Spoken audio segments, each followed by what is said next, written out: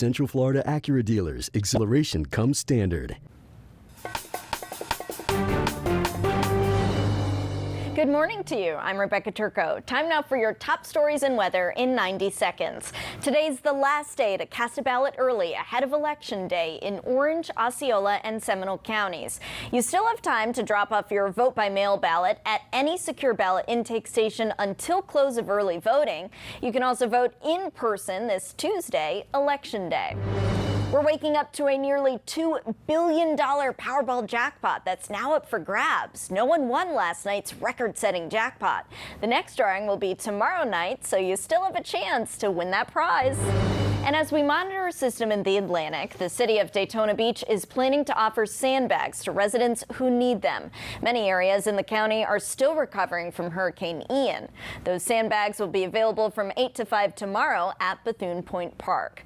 Now let's get a check of your weather with meteorologist Zach Covey. And Zach, dealing with some morning showers in spots. We certainly are. In fact, that shower that we've been tracking across Orange County that was sliding towards downtown Orlando, it just moved through. Take a look. This is our White Car Realtor Hallmark Property Skycam. It is looking east with a couple of light showers. But if we turn that camera west, look at that.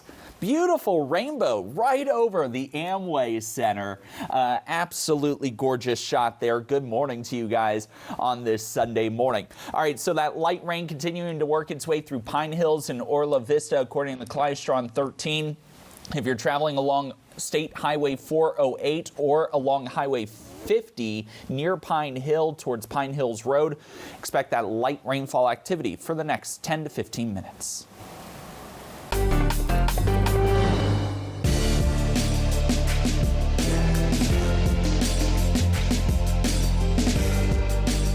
Decision 2022 now. We are just 2 days out from Election Day, and today's the last day to cast your ballot early in parts of Central Florida. Early voting sites are still open in Orange, Osceola, and Seminole counties for a final day today. Our Celeste Springer joins us now live from an early voting site over at the Chickasaw Branch Library in Orange County. Celeste, some polling sites have been seeing low turnout so far. There has been, Rebecca, but it's not exactly unusual, especially for local elections when there's no presidential race on the ticket. And only time will tell if people show up in droves on Election Day. Now, here in Orange County, turnout is sitting at about 27%. So that means that 27% of registered voters have sent in a ballot. Right now, voting by mail and voting early are just about tied as a method of casting a ballot. 120,000 people have voted early here in Orange County, and the number of vote-by-mail ballots received so far sits just below that. Even still, voter turnout this year is low, but elections officials say it shouldn't be any surprise that people aren't coming out like they did in 2020. The other part about turnout, I mean, we know it's not presidential. So this is the off election year, and too much emphasis is put on voting for president. And unlike during Election Day, for early voting, you can cast your ballot at any polling place. The polls here in Orange County just opened. They're going to stay open until 8 o'clock tonight. Reporting live in Orange County, Celeste Springer, Spectrum News. Celeste, thank you. And if you plan to vote on Election Day, here's what you need to know. Polls are open from 7 in the morning till 7 at night statewide. You must vote at your assigned polling place, and you must be in line by 7 p.m. to vote. If you still have your vote-by-mail ballot and early voting is still going on in your area, then you have until the close of early voting today to drop it off at a secure ballot intake station at any early voting site in your county. It must be in the hands of the Supervisor of Elections office by 7 p.m. Election Day. You can also exchange it for an in-person ballot at your assigned polling place on Election Day. And remember, Spectrum News has you covered. Here's the QR code to get that Spectrum News voter guide. You can take your phone or tablet out now to scan the QR code with your camera, and it'll send you there. You'll be able to look at the races that'll be on your ballot and where your Election Day precinct is located. You can mark your choices in that guide, too, so that when you go to vote, you already have your list of candidates and issues ready. And we will have live team coverage Tuesday night, bringing you race results and analysis. Join us for Decision 2022, Election Night in Florida, right here on Spectrum News 13.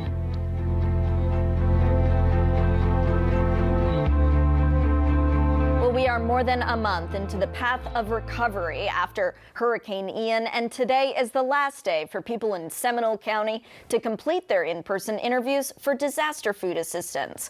It's happening at the DSNAP facility at the Oviedo Mall from 7 a.m. to 5 p.m. In-person interviews are not required for anyone who's already completed a phone interview. One local tells us how thankful he is for this help and how grateful he is his home wasn't hit harder. You know, we're blessed, you know, we went through what we went through, but we're blessed that it's just the tip of the iceberg what people actually went through, and, you know, the families are still suffering right now, you know. Today is the last day for that site in Osceola County. It's located at Heritage Park, and it's open until 5 o'clock. The DSNAP site in Volusia County is located at the Ocean Center. That site is open today and tomorrow. And it has been 3+ weeks since independent living residents of a Winter Park community had to move out after post-Ian flooding compromised the elevators there. We're talking about the Mayflower, which is putting up many of those residents at the Sheraton Hotel in Maitland. And yesterday, a group called the Jewish Pavilion provided Shabbat services there for those seniors who are Jewish. We do this on a regular basis throughout the Orlando area. We bring Sabbath services, holiday celebrations, and visit to people who might be in long-term care. The Jewish Pavilion regularly provides services to dozens of senior communities.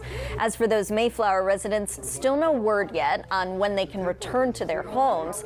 The community's CEO initially gave a timeline of 3 to 4 weeks for the needed repairs to electrical and elevator systems. Wednesday marks 4 weeks. This week marks 102 years since a simple act of voting led to the Ocoee massacre. Today, a worship service and candlelight walk close out a weekend of remembrance events.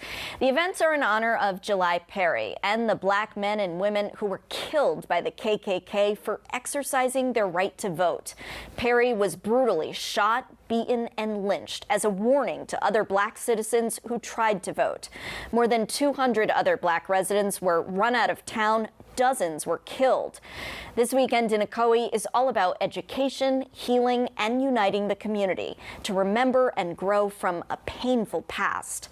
One young lady we spoke with at yesterday's Unity Festival says she uses days like this as a chance to pay her respects to those who were discriminated against because of the color of their skin.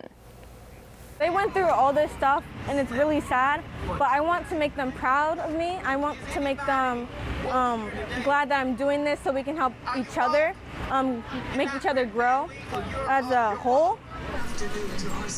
A worship service will be held at High Point Church this morning, and a candlelight walk will take place at the Ocoee Lakeshore Center and Bilbrey's Park. Still to come this morning, new data from the VA shows more than 30,000 military veterans experience homelessness here in the U.S. As we look ahead to National Veterans and Military Families Month, how one nonprofit is lending a helping hand to provide those vets with crucial services and care. But first, let's check back in with meteorologist Zach Covey. And Zach, big change-up on the way this week. Huge change-up. We're going from partly cloudy and mostly sunny skies with just a few showers around to